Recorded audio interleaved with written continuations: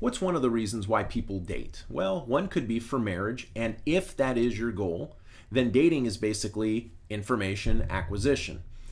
Most people date in increments of months, and each extra month, if you're Britney Spears, by the way, you do it in increments of hours, but most normal people take months to date, and each extra month they get less and less benefit, but the marginal costs increase, and you get to a point where the marginal benefits equal the marginal costs, and you're ready to propose or you're ready to accept the proposal.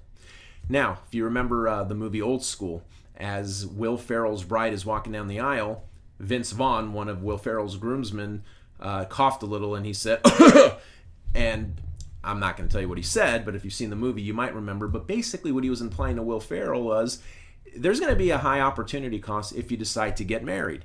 What that is, again, you got to watch the movie. But at the very least, Vince Vaughn's character is implying that Will Ferrell would be an ethical guy, wouldn't cheat on his wife.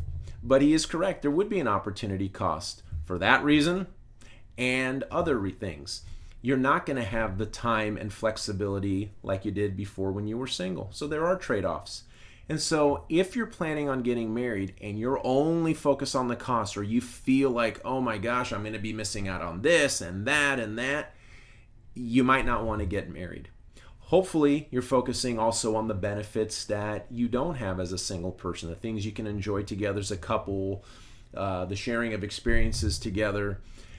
And then finally, what about sunk cost? How's that going to help you out in terms of making a good marriage decision or not making a bad one? So I have what's called my movie, dinner, and then the big one, the dating example, which will save you a lot of years of misery and heartache and even some legal fees. So give you the movie example.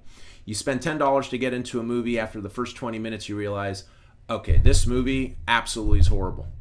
Little devil pops up on your shoulder, and what does he tell you to do? He says, you paid the $10, stay in this theater, get your money's worth. Well, the good economist understands the $10 is already sunk. Your optimal decision is to get up and leave the movie theater. You spend $100 at a restaurant, and let's assume that you're not allowed to take food home. So you buy a $100 steak. You eat half the steak, and all of a sudden you feel like, okay, I'm full. Little devil pops up on your shoulder. And he also reminds you of your man versus food episode. And you're thinking, tonight in this battle versus Malek versus food, Malek will eat this entire steak. But of course, that's a dumb decision. Once I bit into the steak, the $100 is sunk. So I have two options. Lose $100, eat half the steak, and go home with no stomach ache. Or lose the $100, eat the whole steak, and then go home with a lot of pain, and a lot of other costs will be involved too, which I won't get into. What about the big one, dating? So too many people are listening to Beyonce. If he likes it, he should put a ring on it. If you like yourself, maybe you won't let him put a ring on it. And here's what I mean. I've had girlfriends who have told me, but Ninos, he's so wonderful, but we've dated for 5 years and I hope he proposes, as if him proposing is winning.